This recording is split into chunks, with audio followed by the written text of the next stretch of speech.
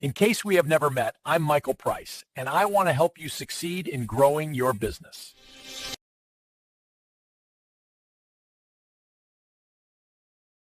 GSA MAS Refresh 31 brings a shift to data-driven compliance, effective February 2026. Key changes include mandatory transactional data reporting expansion, OLM restructuring, and new barriers for startups.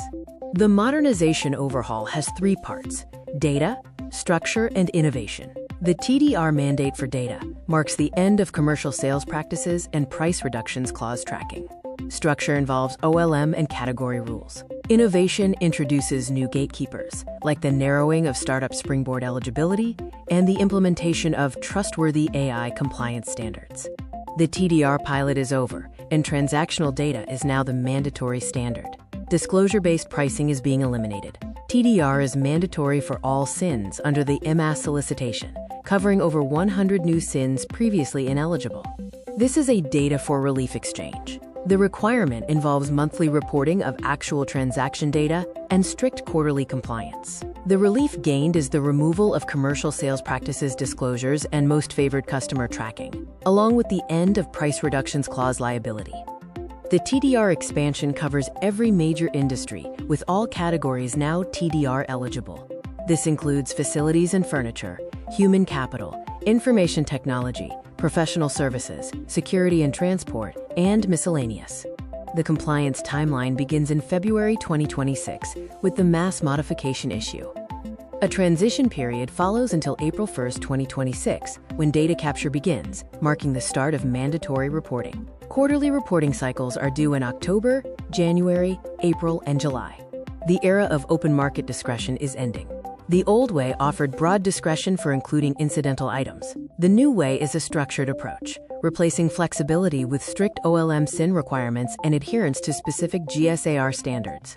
Order-level materials, or OLM, is now a TDR SIN.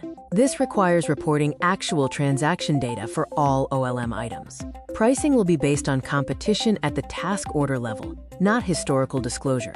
A one-time mass mod is an opportunity for current contractors to add OLM, with subcategory limits removed. Category-specific modernization includes removing the 80/20ths rule for office management.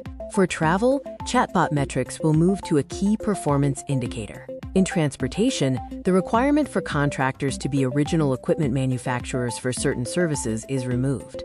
The Startup Springboard is closing the floodgates. Eligibility is no longer general, but is now limited to fast lane qualified offerers. New eligibility filters include IT category only, a written agency request, alignment with the federal IT initiative, and fast lane speed standards. Compliance is evolving for the AI era. New language is added, referencing executive orders like EO 13960 and EO 14319. Which promote the use of trustworthy AI and prevent woke AI. AI services pricing now falls under TDR based on market data. The OLM decision matrix outlines the consequences of accepting or declining the mod. Accepting means including incidental materials and aligning with the new structured approach.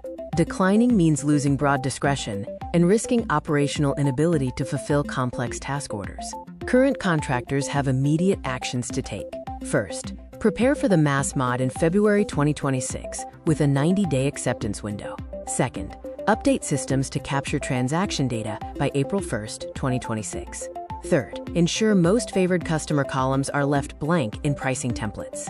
Finally, accept the one-time OLM addition. For new and pending offers, any pending non-TDR offers must be withdrawn immediately and resubmitted under TDR requirements. Springboard applicants must verify their application is for IT SINs only, secure a written agency request, and align with the federal IT initiative. Refresh 31 is a paradigm shift, moving from disclosure to data.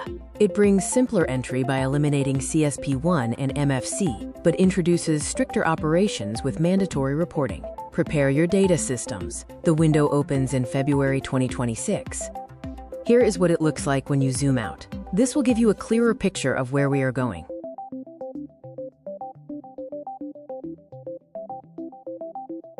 If you want to dive deeper into the details, visit marketus.com/blog. A special thank you to MarketUS.com for furnishing us this information. You can reach them at MarketUS.com or call them at 954-636-3232. Before we go, this deep dive was created by the MarketUS.com team. Let us know your thoughts in the comments below. It's right below the subscribe link. If you found this video helpful, please consider donating to helpallvets.org. Thank you.